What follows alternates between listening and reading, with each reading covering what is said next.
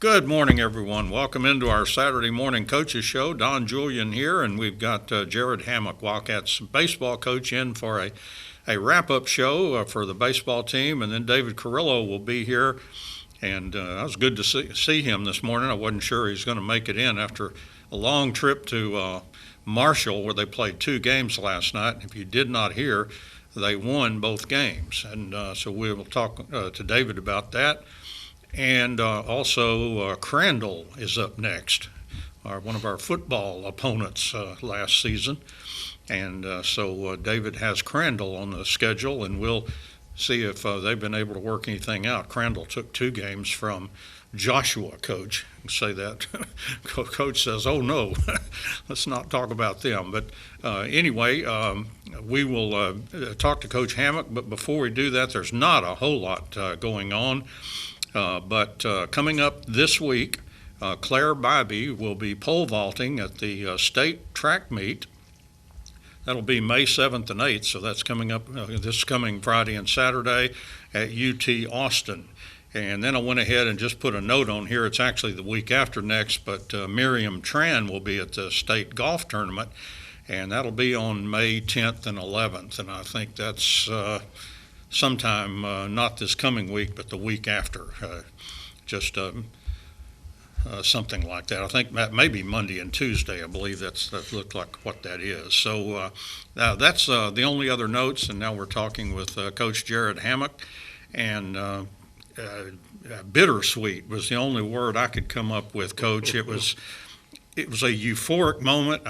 Your team was celebrating just, at the end of a victory over Hallsville, and rightly so. I mean, that has turned into one of the tasks of Hercules, just about, to accomplish. And those guys went in there and just got it done, and all the way from falling behind early and just coming back and good pitching and timely hits and all kinds of good stuff, and it's going to be one of my favorite ball games to remember and to do, and it was a lot of fun to do.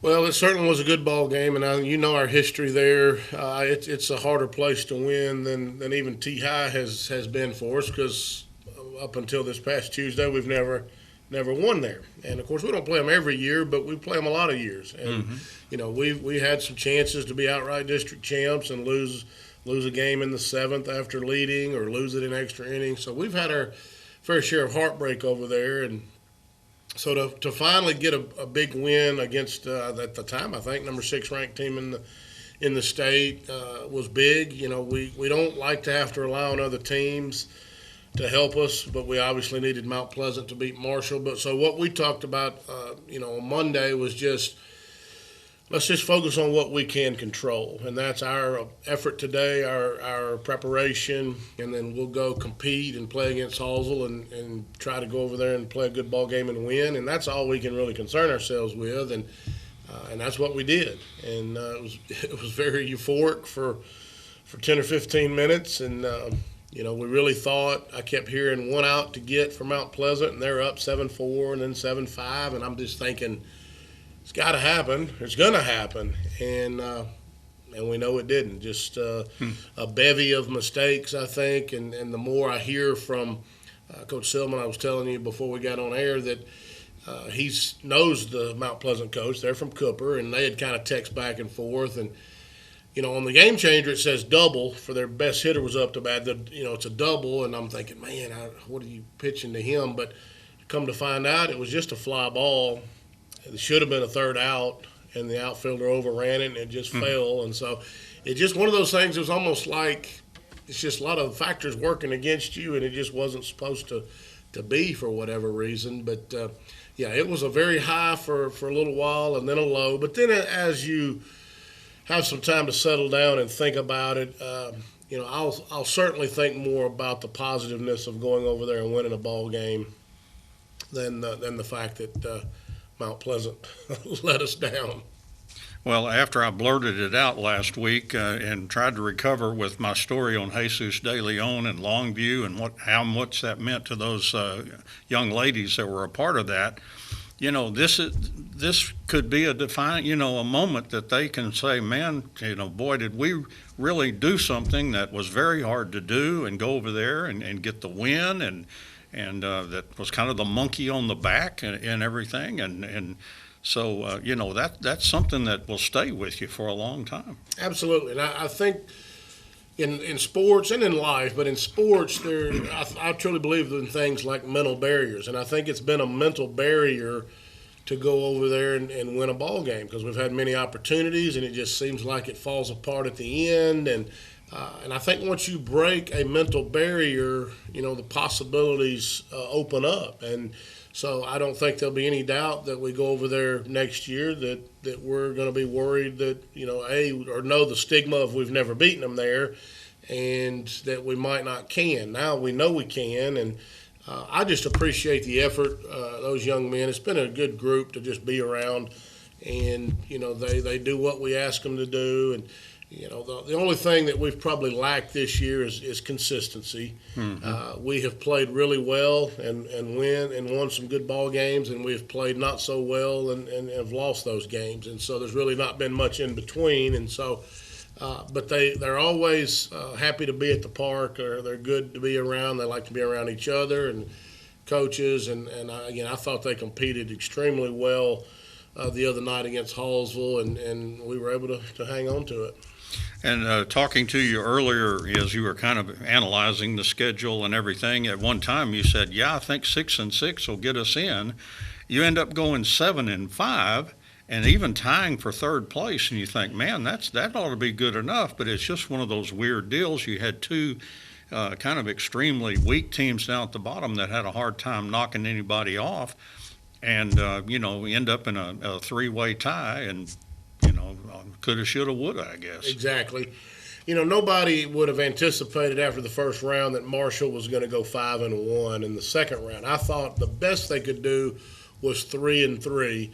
So 7, we all thought, I think, just talking to other coaches, 7 wins was a guarantee get in. Mm-hmm. 6, you probably are having to play off or has to do some sort of a tiebreaker. But the fact that Marshall got on a hot streak and they upset Hallsville and they upset T-High, and then, of course, they beat us over there at their place in the rain, they kind of raised the bar and made you have to do better. I don't like being prophetic, but I knew I really had a bad feeling after we let the T-High game slip away. That was a gut punch game, up 5-3 and 3 outs to get, and we just couldn't do it. I had a bad feeling that was going to come back to get us. And so it not only was a gut punch that night, I think it was a continual gut punch for the rest of the year. Because, again, if we had now, looking back on it, had we won that ball game, we were in already before the Hallsville game, because T-High would have finished 5-7 had we beaten them. I think that's right, or at least 6-6. Yeah. And so it just would have helped. And, it wouldn't have hurt to go over to Marshall and play better, and obviously we didn't do that. So, yeah, I obviously I want to make it clear. I'm certainly not blaming Mount Pleasant. Just that was the last thing we needed to happen on Tuesday night.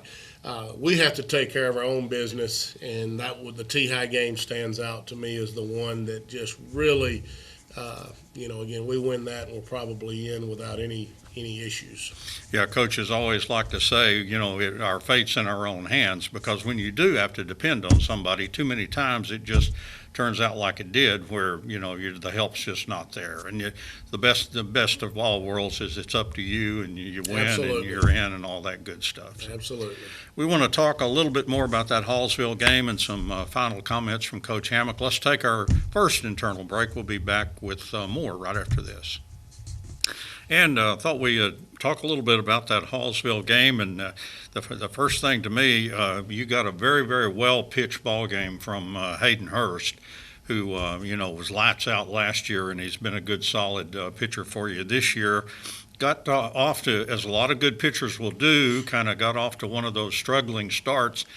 You were down 2-0 after 3 batters, but he just settles in and just became tough the rest of the game. He has been a really, really good pitcher for us. He kind of quietly, a year ago, had a really good season in that short COVID season. I think we maybe won 10 games, and he won 4 of them and had a save. Of course, we had our 2 playoff returning starting pitchers in Jackson Chaney and Will Sims, so you kind of rely on them, and then he just kind of did his thing, like I said, in the background, but you look up and he's won 4 ball games. Well, coming into this year, you obviously knew he was the ace of the staff, and we had to rely on him pretty heavily. And the way the district schedule falls with the 2 byes, you figure he's going to be able to pitch more than just half. Where if it was just Tuesday, Friday, he's going to get half the game. So it worked in our favor. Of course, other teams have aces. It works in their favor as well. But I really felt like he was the best pitcher in the district. And so to get him on the mound as often as possible is what we want to do. And he just did a good job. You're right. He struggled. I think our mantra this year was pretty much we're going to let the other team score in the first inning and then hope we can play catch-up, because it just happened more times than not. And I think we made an error off the first batter, a walk, and 1 base hit. Like I said, and that's kind of when you get big innings. It's not you doing it by yourself. You're getting help from the defense, whether it's a walk, an error, a hit batter, and then all you got to do is get 1 hit, and you got 2 runs. Like you said, before you know it, 3 batters, 2 runs. Didn't have his breaking ball early. We talked a little bit about tucking his elbow. It was kind of coming out and kind of throwing around it. But he settled in and just competed, and if that has to be the last game of his high school career, it's certainly a memorable one. I hope for him that he can cherish, the rest of his life, because he competed, threw right to the pitch count limit, and in his last start, and just we did enough for him, defensively and offensively, but definitely he is the main factor there of beating Hallsville. Yeah, he struggled with that curve, but pitch number 113, his very last one, was a beautiful curve that broke right over the plate and struck that guy out. Right. The last batter he faced. And equally as important is Matthew Sherman comes in the 7th inning and just looks as good as I've ever seen Matthew Sherman look. He just looked confident out there, and he faces 3 batters and he blows them away. He strikes out all 3. Right, and that's kind of what the issue for Matthew has been, maybe confidence and his body language, because he was probably our number 1 on the JV a year ago. So just as coaches, you're thinking, he's probably then going to be our number 2 coming up, and because he's got good stuff, and I was very pleased for him because he cares about it a lot, and so when he struggled from time to time, it obviously bothers him greatly. And so yes, we decided to go with him, and it's a big moment because it's just 4-2. We didn't get that run that we thought we got, to kind of extend the lead to 5. So a team like Hallsville, 2 runs aren't really a big factor for them. They're capable of scoring, a lot of runs, and so he was a good setup for him. I think it was batters 7, 8, and 9, which helped us. But yeah, he came in and we were throwing mostly fastballs, and he was putting it where we needed him to put it, and he definitely competed. He looked like a different guy up on the mound again. Just looking at body language and confidence, he was a little bit different, and that's good. That's a good way for him to maybe enter the off season, and he'll pitch this summer, and again, he'll be right in the mix to try to be our number 1 next year. And I think that outing, he can always go back to think of that, I think, because a lot of it's in your head. And so that's a good mental imagery for him is, hey, I went to Hallsville and got the last 3 outs for a win and a save, and he can use that next year in his future starts.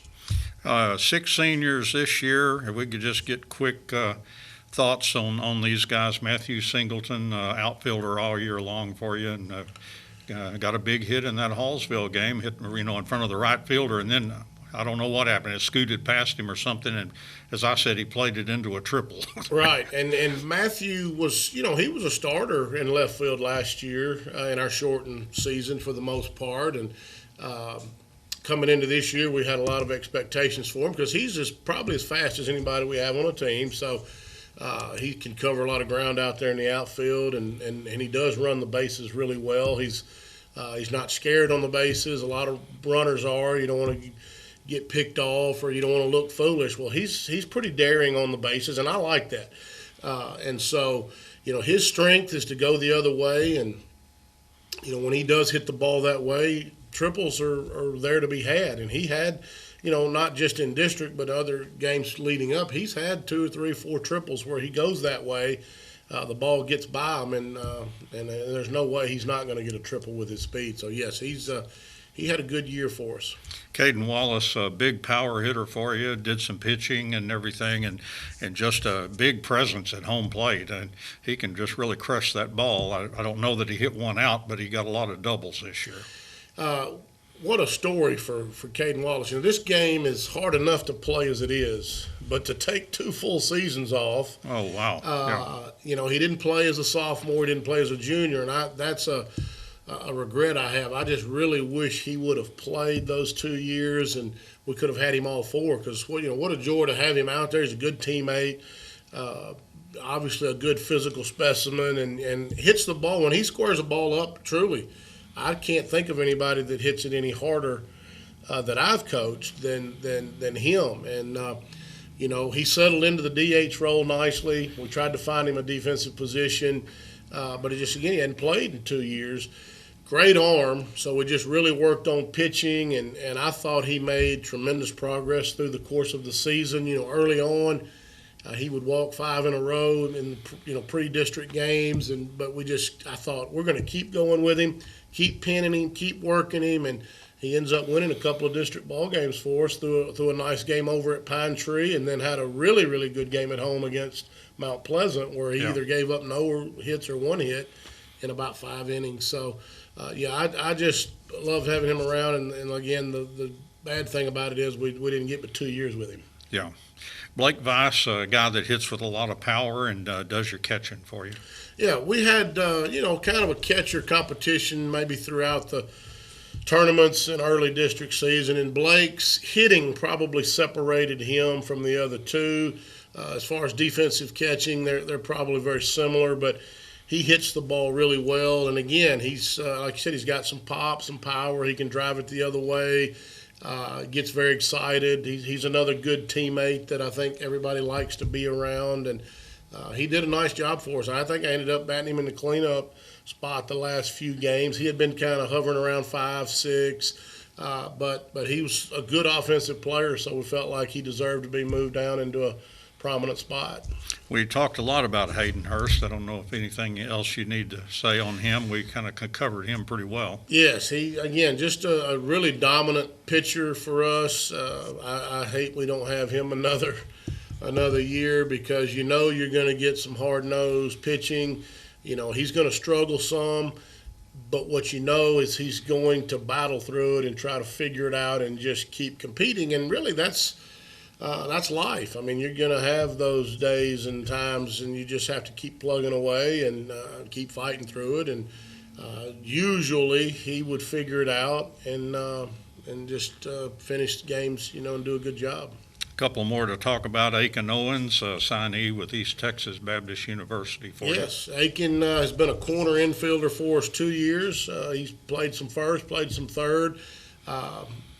He may not think this, but to me, his defensive presence is even more important than offensive. Even though at any moment he could run into one and lose it, he's got that sort of power. But I just thought he did a really nice job both at first and at third defensively, and kind of solidified those spots. Whichever one he was at that particular day, you felt comfortable that if a ball was hit his way, he's going to make the play.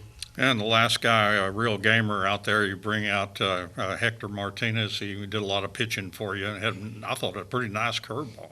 Yeah, Hector was sometimes throughout the year maybe the first relief guy we would go to. It was probably the first year we didn't really have a 7-inning pitcher, if you will. In the past we've had guys that would go 7, but Hector got a lot of action, and we felt very comfortable with Hector. Probably my best memory for Hector this year is even though the game was kind of not out of hand, but we were down a pretty good bit at Longview.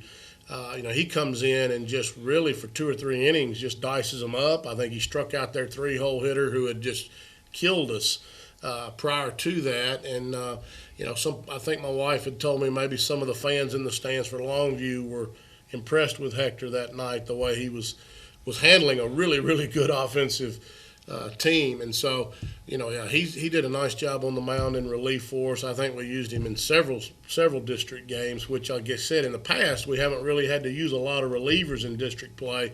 But we had this year, which is fine because we had some good ones that we could throw out there and mix it up a little bit. And a lot of guys that I wrote down that you got coming back next year, and so a lot to choose from. Several of those guys, pitchers. We talked about Sherman, Carpenter pitch for you, Armstrong. You got and plus there's JV guys and Stroud and Silman and just a lot of those guys up in that Millsap. Don't forget him. He was at your leadoff spot. Mitchell actually hit a home run this year. Was that an inside the park? It was a true inside the parker because that guy's a good athlete. He can run. He hit a ball at a tournament in Hallsville over the center fielder's head. I mean, just a really deep line drive, and it wasn't an error. They didn't misplay it. It just got in there where, as you sometimes see in the big leagues or a college game, just kind of went down in there and died somewhere, and he's just fast. And I could tell as he was approaching me, there's no way they're going to throw him out. And I think it was a stand-up. I mean, I don't even think there was a play made. It was he's very capable. It's a big junior class. I think there are 10 or so. Mm-hmm.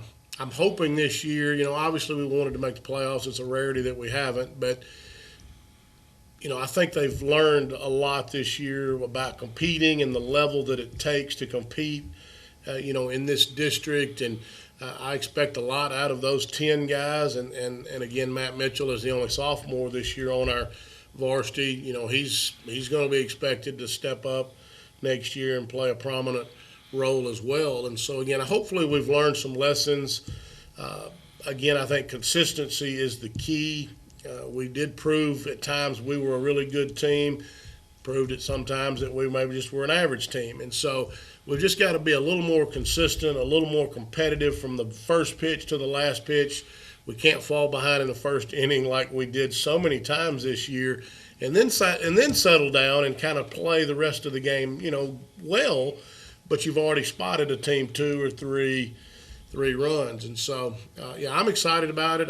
I'll be honest, I could start tomorrow if it was legal. I'd be ready to go. And so, I look forward to it. I'm going to hate, not having those 6 seniors around.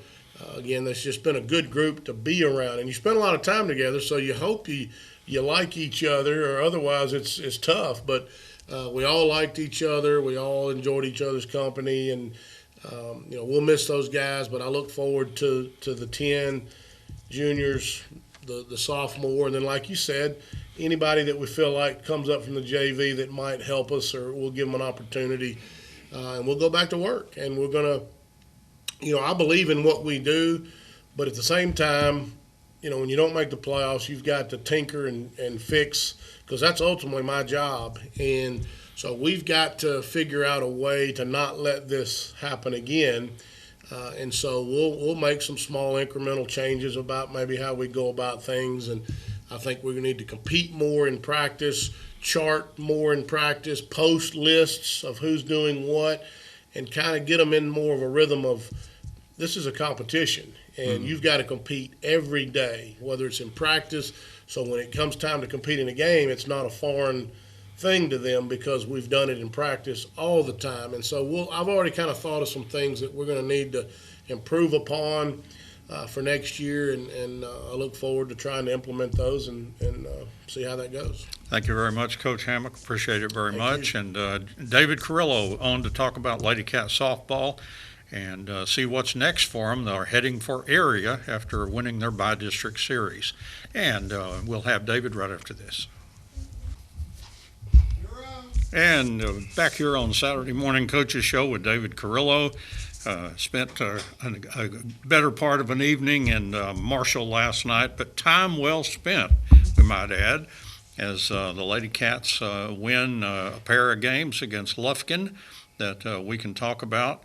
And Crandall is next, Coach. Yes, sir. They took care of Joshua. They won in 2 games. And have you had a chance to talk with him, or still to be determined? Or? No, actually, I visited with him last night through text, and we just got some things on paper. It's just a matter of who wants what you get. We want to go series. They want to go one game, and we're going to flip sometime today, and then sites where we want to play.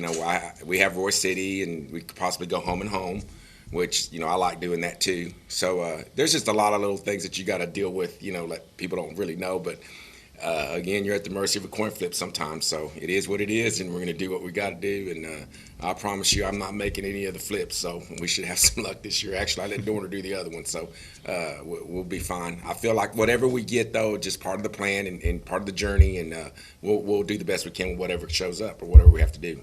Interesting that they would want one game. I don't, I wonder what all they're thinking. Well, he was telling me that he had some injuries. And, I see. Yeah, and I believe he really has one true pitcher. Where we have, we still have two, and just some other things. Me and Coach Dorner, when we didn't play on Thursday, we had the opportunity to go watch Joshua and Crandall game one, and we felt pretty good about either one we matched up with. They're both very competitive. Crandall's going to be very competitive. They have a really good coach. He was at Pilot Point and actually moved over to Crandall, I think, this year, and he won a state championship. Does a good job over there, and at Pilot Point, and then he does, and of course he's just carried it over to Crandall. So well respected. His name's James Ramsey. He's like I said, a well respected coach in Texas, and like I said, we just gotta go out there and figure out all the details, and then we'll be ready to go. Yeah, Crandall a number 3, but number 1 and 2 in their district, just outrageously good teams over in that. Oh yeah, anytime you go play over there with those Metroplex schools, you're dealing with people that've been there, done that, and they travel and they're very competitive. So it's game on from here on out. I feel like it's just, it gets harder and harder every week. Everybody's good, or they wouldn't be there. And like I said, we're very blessed with this opportunity to be where we're at, and we're just looking forward to playing. And I looked around last night, and after everything was said and done, I just looked at our season and just realized how blessed we really are. And another thing that I'm just blessed with is the kids that we have in our team and our program. I don't have a lot of trouble. They buy into it. Like I said, we're all kind of like family, so you kind of have your little gripes and little things like that. But they're great kids, and it's actually been a lot of fun this year just to be around them. They made it fun, and they're very relaxed, very loose, and they're just a fun group to be around. And when you have those kind of kids, and then you have this kind of season, it just makes it even that more fun and memorable. I was telling Coach Hammack, I said, David's got something that you could never have. In fact, it would violate every pitch limit known to man, but Crimson Bryant threw 190 pitches last night. Yes, she did. Pitching 2 games. I mean, I know softball's different in baseball, but she had to be kind of worn out. I feel like she was getting tired at the end.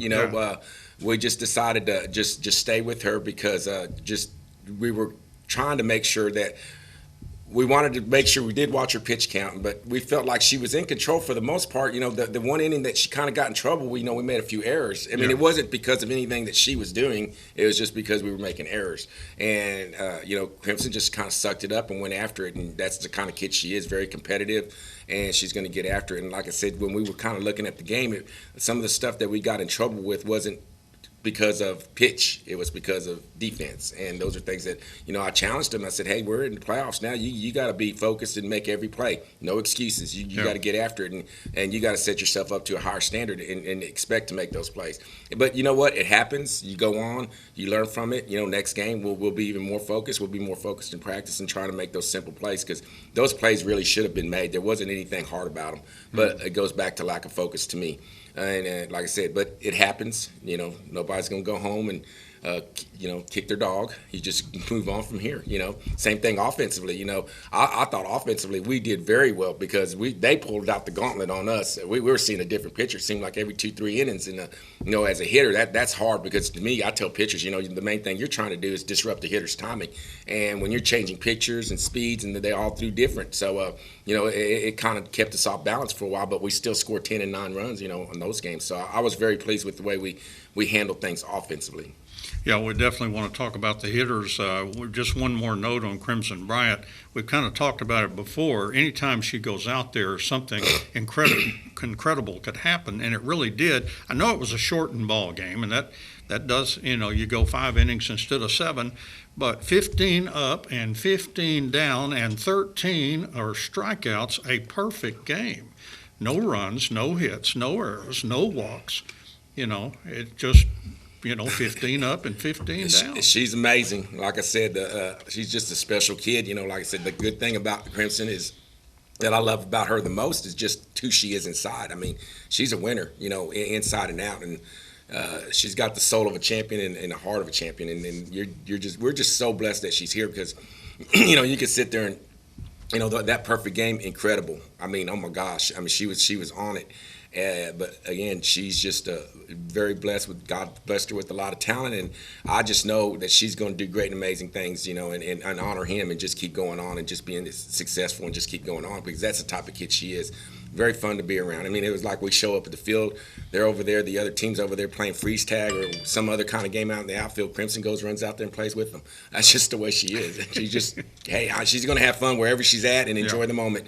That's just the type of person she is. She doesn't let a lot get to her. She just goes and does her thing. And, all credit to her because she's a very humble kid, and we're very blessed to have her. And she's just a fun kid to be around, which even makes it more special. I have her in the classroom also. She's the same, and it makes my day enjoyable just being around her and the kind of person she is. When you meet her, there's no way you're not going to like her. Yeah. She's just that type of kid. Not a prima donna, and players don't always like that. A lot of times if, kind of that alpha female kind of picture, kind of rubs the players the wrong way. And so not like that. She is real. She's a real person. Yes, and I tell you what, I love her mom and dad, her family too. That they're you could tell how Crimson's been raised because she's not selfish. Their parents are not selfish. They're all in it for the program. They're always constantly talking team. It's not about Crimson. It's about all of us. And we're friends on Facebook. I read their posts and you look and see things like that. So where Crimson gets it from, and that means a lot to me as a coach because there's sometimes that you don't get that anymore. In our society, it's all about me or what can I do for myself and what can I give. But by no way is their family like that or Crimson like that. It's all about us. Yeah. And everything that I hear or get told, it's very, very positive. It's all about us. It's not just about one individual. Very good. Let's take our third internal break. We'll be back with David Carrillo. I promise we will talk about those hitters. They got 20 hits last night in 2 ball games, so we'll talk about them when we come back. And on the Saturday morning coaches show, it'll be Lady Cats and Crandall, and Coach David Carrillo still has a meeting to be had there to iron out all the details with the Crandall team, or Pirates, I believe. Yes, Lady Pirates. I tries to remember from football season, first time I'd ever been there, and we played over there, and their press box was so small, they set us over in the visitor stands, a section of the visitor stands where we had it kind of all to ourselves. But it was a great night. The Wildcats won that game in football, so I have fond memories of Crandall and look forward to going back. But that was something else. But now we get them in softball, and we shall see. They're going to be tough. We know that for sure. Now we're talking about the hitters, and Coach, you had a lot of players hit the ball out of the yard last night, hit several home runs. Nyla Lindley, Jaden Harper, and I think in the second game, Paris Pickett. Yes, I was over there joking with Jaden, telling her they're going to test her for steroids because she's like 80 pounds and she's wagging it out of the park. Wow. Yeah, she's they're smoking the ball. Paris Pickett got all of hers too. I'm telling you, those three have been doing well all year. Paris has kind of gotten on a roll, last part of the season, and she's hitting the ball very hard, and very timely home runs too. And it's fun when you see the ball going out of the park. And I'm not talking; they're just floating over. Those are drives that those three girls hit, last night. And it's good to see that because I was just thinking about it last night too during the game. How we struggled so much hitting early. And then we just kind of caught our groove. And I think right now we're confident, and our girls are confident at the plate. It always seems, of course, what you want in your order, that different people are coming through at different times. So that's a good thing. And, when somebody's not having a good day, somebody else will pick them up. And that's the Lady Cats I remember of old, where instead of we're just like I felt like early we were all in the slum, we were all struggling. But it's really picked up. It's fun to watch, and like I said, another thing that I love watching what we do is the way we run bases. I mean, we're constantly looking to get extra bases, and I attribute that to just being in the indoor. And we play hard when we go over there, and we scrimmage a lot. And those girls are very competitive. They don't like to lose, even when we're just playing against each other. And that I think you got to instill. You can't coach that. You got to have it in your heart. And those girls just have that drive, and they're always trying to be aggressive anywhere they go, even competitive wherever we go. When we scrimmage, it's hard to keep them off each other because they get so competitive. They start getting mad at each other. But I like it because you want to fight. You don't want to lose, and you want to have that mentality. It's like last night I challenged them too. Hey, let's go win the game. Let's not just sit here and try to just hang on and let it happen. But, I think our mentality's changed. I think our kids are more aggressive now. I feel like they're very confident now, even at the plate for the most part. And that's one thing that I think we've gotten definitely better since the beginning of the year. And, if you play station-to-station baseball, everybody on the other side kind of can relax a little bit. I know when we're playing a team that's beginning to run on us, the pressure, you can just feel the pressure rise. So that does add extra dimension to have that base running. And I truly believe that, I know speed helps in the base pass, but being a smart runner, smart base runner also helps. And I think that's where, even our kids that may not run as fast as Nala, they get those extra bases because they just know how to run bases. They sense things. They know, okay, the ball's hit out in the gap. And I guess right out of their mind, they know how many bases they can find. And they go look for me to see if they can go 3 or they just know when somebody scores, how can I get an extra base? Is it going to be a bad throw or whatever? They have gotten that down. And it's fun to watch them work and just create opportunities for us to score even after we do score. And that's what I asked them to do because we need to manufacture runs any way we can. And I feel like if we can continue to do that, we're going to get enough of a lead that we'll be able to be in every ball game from here on out. Who's your best base runner, you think? It has to be Nala, of course. I figure she can outrun the ball. Oh, gosh. Nala, when she hits the ball, she's not thinking single. I don't care if it's just going to the left field. She's thinking double. And it's like getting shot out of a cannon. She does a really good job. But like I said, all our kids, I feel like, are running the bases well. They just – I feel like it's because we've been practicing that. Like we have a station of just base running. I know sometimes they don't like it, but they get after it, and they get after it hard. It's funny because this is one of the best base running groups I feel like we had as a team because, we go outside and they're sliding and going crazy, whereas we haven't really had that aggressive people, that aggressiveness in the base pass before. But right now, they just get after it. It doesn't matter where we're at. And like I said, they're always trying to get extra bases. They know how to read the ball, and you can't coach that. You have to have a sense, and it does better when they can read it instead of having to be told go, go, go, or whatever. You just tell them, hey, tell them the situation, and they know, and they get after it.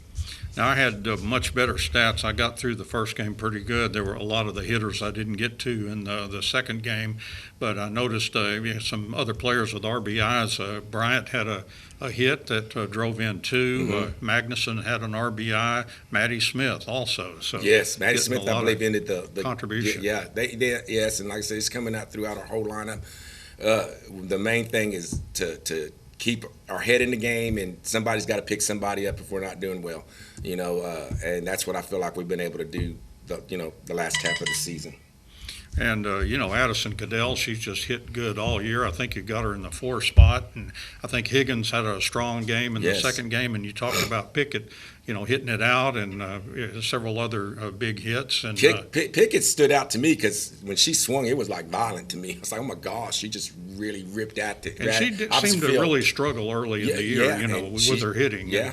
I was kind of worried about it, but she's gotten past that now. Yeah, I told Paris at the beginning of the year, I said, hey, you know what? You're my shortstop. You're going to play there. And if you're going 0-4, you better get it figured out because I'm not going to move. You better figure it out. And I just challenged her. I said, I know I seen you play when you were little. I seen you hit the ball, and I know you can hit the ball. And she said, yes, sir, I know. And she just works, and her confidence level is up right now. And that's all she needed. She just needed somebody to know that they believed in her and not to have any fear and just go out and play. And she's a tremendous shortstopper defensively. And like I said, offensively, she's on a roll right now.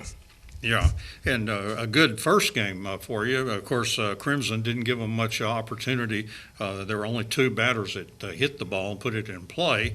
But then the second game, you kind of talked this through. There were 3 or 4 errors, and again, it's just, it could just be, it's a big 7-2 or 9. It turned out 9-2, and it could be, that just kind of lapse in concentration in a game like that where you kind of and I kind of felt like that too, because I mean you're looking at them playing 12 innings. Our break was not very long, and to stay focused for that long amount of time, it does get hard sometimes, because you are ahead, and you're not really focused on just on the game itself. You just kind of get to where you drift a little bit, and like I said, it was a long game, and it seemed like the second game took forever, but we were able to refocus, and like I said, I pulled him back in and talked to him, and you don't have to beat him down. You just got to tell him refocus and let's go. You can't sit there and worry about the mistakes you made. You just got to go make the next play, because you can't dwell on it. And like I said, there's things that I know that the kids that have made mistakes, they don't want to make them. It's just they just need to refocus. And like I said, they beat themselves down enough. But I feel like you live and learn. And playoffs are different. Yeah. It gets tighter and tighter every game. And I explained that to him. I said, everything that's happening now, we got to learn from it, and we got to move on and carry it over to the next game. All right. You mentioned scouting Crandall and their pitcher. Remind you of anybody you've seen this year? No, she's just very average. She's going to put the ball in there. She's going to move it in and out, of course, like most pitchers do. Nothing just special, but the thing that they do have, I think they have a couple of fast girls, up at the beginning of the lineup. They have a little bit of speed, and pitching wise, we just got to hit, because she does she does move it in and out really well. She does have good spin on the ball. She's not going to overpower you, but some of those pitchers that do have that good spin and are able to move it in and out and hit their spots, you got to really, really focus on, especially, like I said, driving an outside pitch to right field. You got to go take the game to them. And like I said, I feel like we can hit this girl, and I feel like they're going to struggle with Crimson. But again, we've got to go play. If it's a one-gamer, it's game on. There's no return. In a series, you can kind of pace yourself a little more, but you still got to take it as one game every game, because you want to end it. So, again, I challenged our team. I told them I don't know exactly what's going to happen, but I know whatever situation it is, it's just part of our journey, and we're going to make the best out of it, and we're going to get after it. I think looking through all your records, I believe this is the 8th time in your coaching career here that you made it to the area round. I think, counting the 3 or 4 trips to the regional quarterfinal, and plus, I don't know, I think maybe 3 or 4 more trips to area where you got by district, and that can be the biggest hurdle. Sometimes we have a lot of teams that really struggle to get past that, that by district to get into area, and then sometimes a lot of teams end right there, and we've had an awful lot of them, but so it's great memories. I look, 15 years. I was looking at it the other day. I mean, other than the COVID, we've been in the playoffs 13 years in a row, and other than the little hiccup we had my first year, but we still was in a playing game. But it's not, like I said, because of me. It's because of the kids that we have, and I've been blessed with that.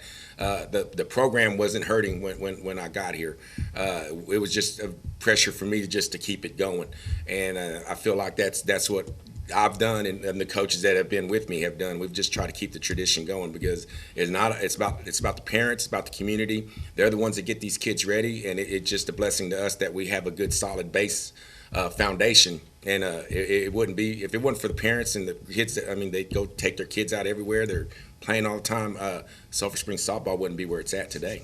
Yeah, and a lot of people, would know that I'm cover the teams and that sort of thing, and they'll come up to me and just get real excited about the softball team this year and what they've seen, and it just the buzz all over town. It's a good softball town here in Sulphur Springs. Oh yeah, how blessed! I'm telling you, when I came in here, I knew I was in trouble. Well, I don't say trouble. I knew I was in the right place. When you just look around and there's people playing ball everywhere, and that's what you want. And this thing was a blessing to me, because, like I said, when I took this job, I was thinking football coach all the way. That's what I was going to do, and then God had other plans, and here I am 15 years later, and truly blessed, and loving every minute of it. And it's just been a godsend, and this year has been a godsend too, because this season has been, it's been a whirlwind. And you look back and you're sitting where you're sitting. I think we're I think 24-3 now, and Yeah. it's like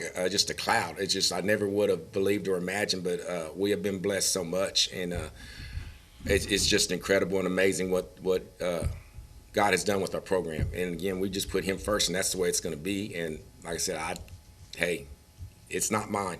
So we just kind of do what I felt like needs to be done, and we roll. And our kids are good kids. They have good parents, and I know they truly believe in the higher being, and like I said, of God and everything else. And there's nothing wrong with doing what we're doing.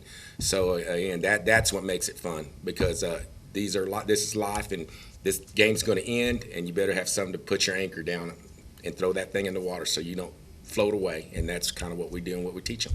Coach, I appreciate your time. I think you didn't nod off once, too.